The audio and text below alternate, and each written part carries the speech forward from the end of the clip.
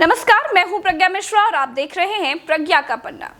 ये तस्वीर देखिए, इनका नाम स्वतंत्र देव सिंह है। ये यूपी बीजेपी के प्रदेश अध्यक्ष हैं।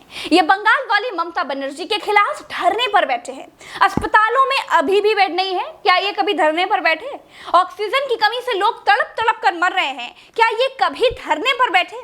शमशान में लाशें जलाने के लिए जगह नहीं थी, लकड़ियां नहीं थी। क्या बीजेपी के ये नेताजी कभी आपकी मदद के लिए धरने पर बैठे? ऑक्सीजन सिलेंडर से लेकर दवाओं तक की कालाबाजारी हो रही है।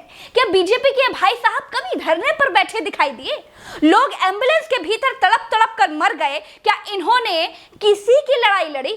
धरने पर बैठे? जवाब है नहीं। लेकिन अब अकेले बंगाल से हजारों किलोमीटर दूर लखनऊ में पीछे इवेंट वाला बैकग्राउंड लगाकर अकेले धरने पर बैठे हैं। देश में प्रधानमंत्री, गृह मंत्री इनकी पार्टी से है, यूपी में इनकी सरकार है, देश में इनकी सरकार है, राष्ट्रपति भी इन्हीं की पार्टी में थे। लेकिन बंगाल में हुई हिंसा को चुटकी बजाकर रोकने के बजाय धरना इवेंट ऑर्गेनाइज किया गया है, क्योंकि नेतागिरी चमकाना भी जरूरी है।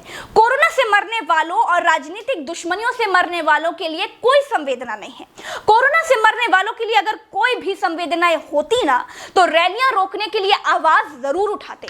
मैं पूछना चाहती हूं कि ममता बनर्जी क्या डोंगरीला की महारानी है, जो उनके राज्य में हो रही हिंसा को केंद्र सरकार, राष्ट्रपति, राज्यपाल, गृह मंत्रालय, प्रधानमंत्री, पैरामिलिट्री फोर्स सब मिलकर नहीं रोक पा रहे हैं?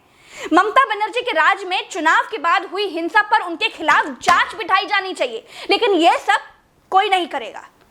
ये जो बीजेपी वाले भाई साहब बंगाल हिंसा के खिलाफ धरने पर बैठे हैं, इनकी खुद की सरकार के लिए इलाहाबाद हाईकोर्ट ने कहा है कि अस्पतालों को ऑक्सीजन की सप्लाई न होने के चलते कोविड-19 के मरीजों की मौत होना अपराध है और नरसंहार से कम नहीं है।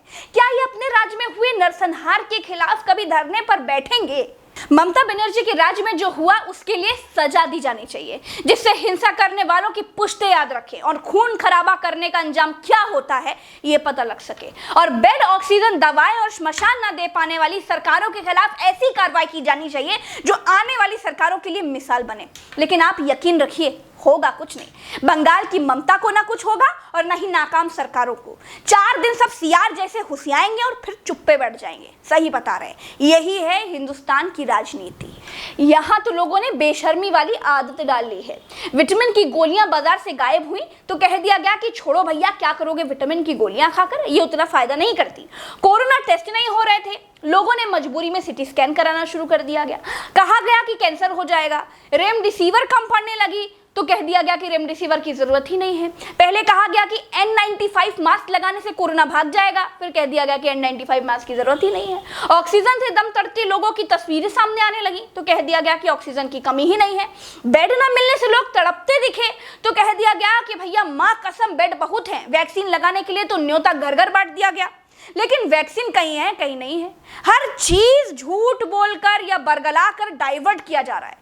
कमी स्वीकारने के बजाय कहा जा रहा है कि इसकी जरूरत ही नहीं है। एक बात बिल्कुल सही और जिम्मेदारी से कह रही हूं कि कोरोना के बारे में ना तो हमारे देश के डॉक्टरों को कुछ पता है और ना ही नीति नियंताओं को कुछ मालूम है। इसीलिए आप सब अपना खूब ख्याल रखिए, दिक्कत होने पर बगैर तनाव लिए इलाज करवाइए और सरकारों से उम्मीद मत रखिए। आपकी जिंदगी आपके हाथ में है, ये आपके लिए धरना देने कभी नहीं आएंगे। चलते हैं, राम राम, दुआ सलाम, जय हिंद।